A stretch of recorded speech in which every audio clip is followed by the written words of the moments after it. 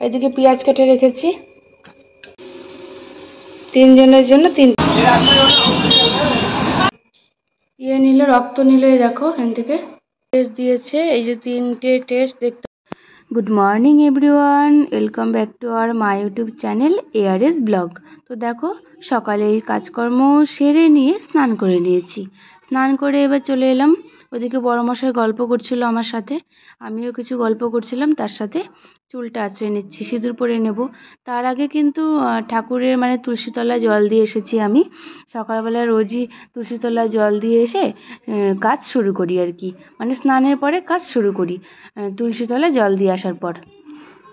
তো আমার সাথে গল্প করছিল সকালবেলা, তো সেটাই আমি ওর সাথে গল্প করছিলাম।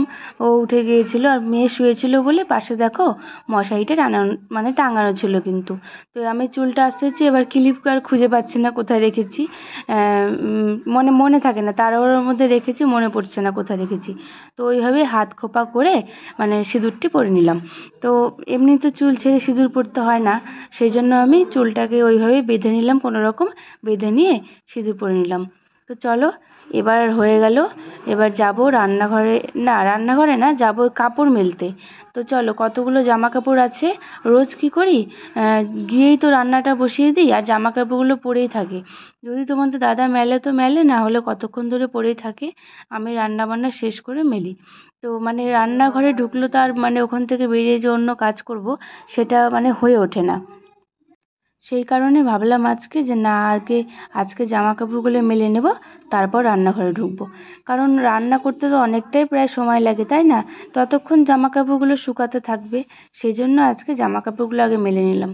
আর তোমাদের দাদা তো সকালে সময়ই পায় না, মানে একটু দেরি করে ওঠে জন্য এগুলো যে করে দেবে, কোনো দিন করে দেয়, কোনো দিন মানে হয় না। সেই জন্য আমি ভাবলাম যে থাক, ওকে আর বলবো না, আমিই করিনি। তো দেখো সমস্ত জামা কাপড় মেলা হয়ে গেল তোমাদের সাথে কথা বলতে বলতে। আর এখানে চলে এলাম রান্নাঘরে। আগে থেকে মানে বাসি কাজ যখন করি তার আগেই মাছ থাকলে মাছটাকে ভিজিয়ে রাখি। তো দেখো মাছ আজকে একটি ছিল আর একটু ডিম ছিল, সেটা নিয়ে আজকে একটি রেসিপি বানাবো। তোমরা তো থাম্বনেল টাইটেল থেকে বুঝেই গেছো। তো দেখো, আর আগের দিন কিন্তু আমি চাল ভিজিয়ে রাখি প্রতিদিন রাত্রে, তো কালকেও ভিজিয়ে রেখেছিলাম। এবার দেখো আজকে ভাত করব। চালটা ভিজিয়ে রাখলে কি হয়, ভাতটা খুব তাড়াতাড়ি হয়ে যায়। চাল ধোয়া হয়ে গেল ভালো করে, এবার ভাত বসিয়ে দেব।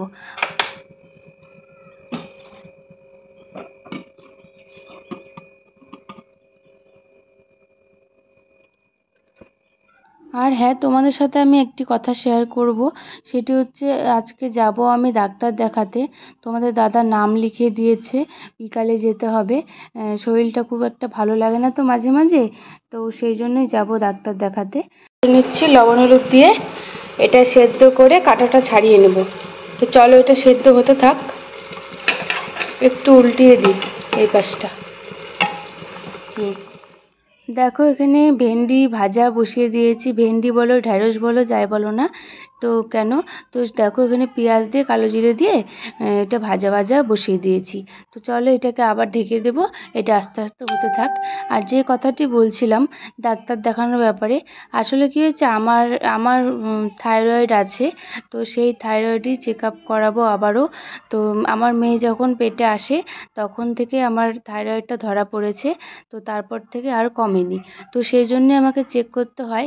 তো তোমাদের সব তো দেখাবোই, তোমরা তো সব দেখতেই পাবে ব্লগে। দেখো বন্ধুরা, সব নিয়ে নিয়েছি। এই যে মাছটি, একটু মাছের ডিম আর পেঁয়াজ, বেসন, এটা চালের গুঁড়া, এটা একটু নুন, লঙ্কার গুঁড়ো আর হলুদ গুঁড়ো। চলো এগুলোকে মেখে নেব।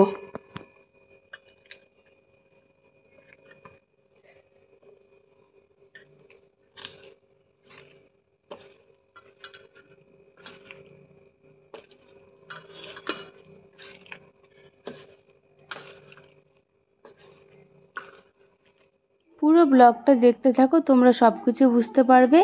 আর দেখো এখানে তো দেখো বন্ধুরা, 3টি মাছ হয়ে গেল, একদম রেডি। এখন এগুলো ঝোল করে নেব। আর এখানে ডাল করে নিলাম অরহরের ডাল, শুকনো লঙ্কা আর লবণ হলুদ 5 ফোড়ন সম্বারে দিয়ে। আর দেখো এখানে আরেকটি কড়াই বসিয়ে দিয়েছি ঝোল বানানোর জন্য। এখানে সম্বারে দিয়ে দিলাম শুকনো লঙ্কা জিরে, আর দেখো মশলা তৈরি করে নিয়েছিলাম পেঁয়াজ রসুন আদা টমেটো এই সমস্ত কিছুই। এই দেখো বন্ধুরা আমার হয়ে গেল মাছের বড়ার ঝোল বা মাছের ঝোল যাই বলো না কেন, সেটা আমার হয়ে গেল। এই দেখো একদম মাছের মতো হয়েছে দেখতে কিন্তু, তাই না? চলো এবার নামিয়ে নিলাম, তোমাদের দাদার জন্য এখন বেড়ে নেব ঝোল ভাত সমস্ত কিছু বেড়ে। আজকের এই রেসিপিটা আমি নিজের থেকে করেছি, নিজের মন থেকে করেছি। তো দেখলাম যে ফ্রিজে একটি মাছ ছিল, তো সেটা দিয়ে কি করব, পরে মাথায় আসলো যে এটা দিয়ে এটা বানিয়ে নিই, দেখতেও মাছের মতো হবে আর একটি মাছ দিয়ে 3টি মাছ হয়েও যাবে। কিছু বড়াও করেছি, ওই 3টি মাছ বানালাম, বানানোর পর আরও কিছু ছিল সেটা দিয়ে বড়া ভেজে নিয়েছি। তো আমাদের তো দেখালাম। তো চলো এখন রান্নাবান্না শেষ, তোমাদের দাদার খাবার বাড়বো, রান্নাঘর পরিষ্কার করব। আমার মেয়ে তো এখনও ঘুমিয়ে আছে, 1-2বার ডাকলাম, তো ওকে উঠাবো, উঠিয়ে ওকে খাওয়াবো, আমি খাওয়া দাওয়া করব, তারপর মানে একটু রেস্ট হবে আর কি। তো চলো খাবার বেড়ে নিই, আর না হলে আবার খাবার নিতে চলে আসবে তো দেরি হয়ে যাবে। হয়ে গেল রান্না বান্না। এখন তোমাদের দাদার খাবারটা বেড়ে নিয়েছিলাম, তো সেগুলোই দেখো ব্যাগের মধ্যে ভরে এবার নিচে যাই দিয়ে আসবো। দাদাটা এসে নিয়ে যাবে খাবারটা।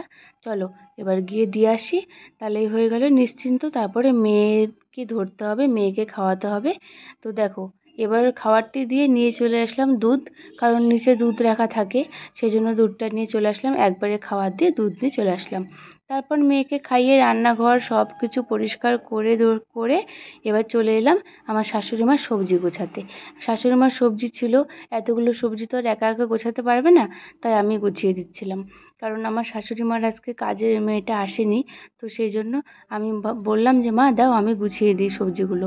তো দেখো সমস্ত সবজি গুছিয়ে নিচ্ছি, কারণ কি আমার সকালে রান্না বান্না হয়ে যাওয়ার পর না খুব একটা কাজ থাকে না। তো দেখলাম এখানে সবজির ব্যাগটা রাখা আছে, তাই ভাবলাম আমিই গুছিয়ে দিই। এখানে সবজি অনেক কিছু ছিল, কাঁচা লঙ্কা, ওই একটা ঢেঁকির শাক, লাল শাক, আম, মিষ্টি কুমড়ো ছিল আগের, তারপরে বেগুন, তারপরে হচ্ছে ওইটা ছিল কুয়াশ, অনেক কিছু সবজি ছিল। তারপর ছিল কলা, ওই যে ডাঁটা বললাম, পনির ছিল, বিনস ছিল, তারপর গাজর ছিল, এইসবই সবজি ছিল। সমস্ত সবজি আমি আর মেয়ে মিলে গুছিয়ে নিলাম।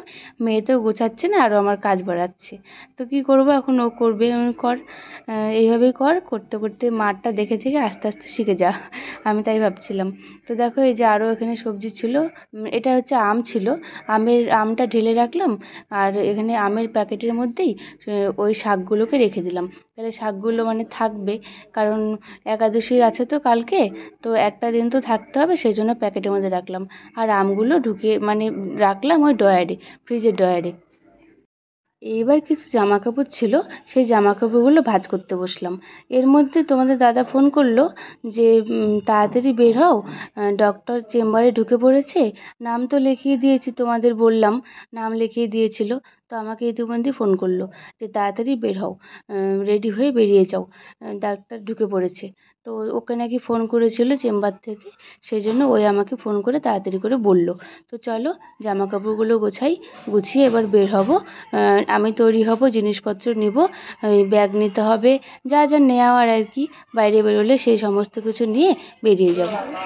তো দেখো এই যে আমি রাস্তায় আছি, আমি যাচ্ছি চলে এসেছি। আর একটু তো সেজন্য আর টোটো নিয়ে নিই, হেঁটে হেঁটে যাচ্ছি, বেশি দূর নয়।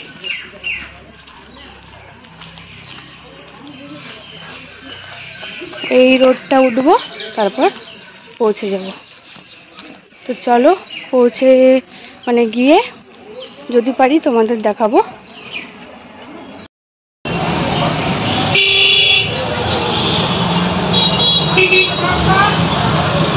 তো বন্ধুরা, এই হলো দেখো চেম্বার। আমি চেম্বারে দিদিটা আমাকে দেখে আর কি চিনতে পারলো। তো দেখো এবার ডক্টর দেখালাম, ডক্টর দেখিয়ে ব্লাড নিল, এবার চলে এলাম। ওষুধ লিখেছে তো সেই ওষুধটাই নিতে যাচ্ছিলাম। আজকে ছিল হাট, দেখো কত সবজি বসেছে হাটের দিনে। তো চলো এবার ওষুধটি নিব, ওষুধটি নিয়ে বাড়ির দিকে যাব। দেখো বাড়িতে চলে এলাম। তো বাড়িতে এসে মেয়েকে নিয়ে আসলাম নিচের থেকে। আর এই যে আমার ইয়ে নিল, রক্ত নিল, এই দেখো এখান থেকে রক্ত নিয়েছে, টেস্ট দিয়েছে কিছু, 4টে টেস্ট দিয়েছে। তো সেগুলোকে করতে হবে। তো সেগুলোর জন্য আবার মঙ্গলবার যেতে হবে ডাক্তারের কাছে। তো যাই দেখি কি হয়, মানে রিপোর্টে কি আসে, একটা একটু চিন্তা থাকে মনে মনে যে কি হবে, মানে বেশি হবে কি ইয়ে হবে, যাই হোক একটা মনে মনে চিন্তা থাকে যে কি হবে। তো রক্ত নিয়েছে, এখন টেস্টের রিপোর্ট যতক্ষণ না আসছে ততক্ষণ তো কিছু বোঝা যাবে না। তো এই যে ওষুধ দিয়েছে, দাঁড়াও তোমাদের ঘরে নিয়ে যেয়ে দেখাই। প্রেসক্রিপশন, এই দেখো 4টে টেস্ট দিয়েছে, এই যে 3টে টেস্ট দেখতে পাচ্ছ, আর এই যে একটি, 4টে টেস্ট। আর এই হলো ওষুধ। ওষুধ বেশি দেয়নি, 2টো দিয়েছে, একটা তো আছেই আমার, ওই জন্য ওটা নিয়ে আসেনি। আর এই যে একটা, এটা হচ্ছে ভিটামিন, এগুলো খেতে হবে। দেখো কি হলো সমস্যা জানি না, এতগুলো টেস্ট দিয়েছে আমাকে। দেখি রিপোর্ট যতক্ষণ না আসে ততক্ষণ তো কিছুই বোঝা যায় না। তো দেখলে তো বন্ধুরা কতগুলো টেস্ট দিয়েছে। তো সেগুলোকে করতে হবে, সেগুলো আবার নিতে যেতে হবে মঙ্গলবার বলেছে। সেগুলো রিপোর্ট দিবে মঙ্গলবার। তো একবারে রিপোর্ট দেখিয়ে আবার ডক্টর দেখিয়ে আসতে হবে যে রিপোর্টে কি বেরোলো। ভয় তো একটু মনে মনে লাগছে যে কি হবে না হবে। তো যাই হোক, দেখো তোমাদের দেখালাম না যে বাজারে মানে হাট বসেছিল, সেখান থেকে আমি কাঁচা আম এনেছি, এগুলো আচার দেবো। তোমাদের সাথে তো শেয়ার করবোই। তো চলো আজকের মতো এইটুকুই, দেখা হচ্ছে অন্য ব্লগের সাথে। টাটা।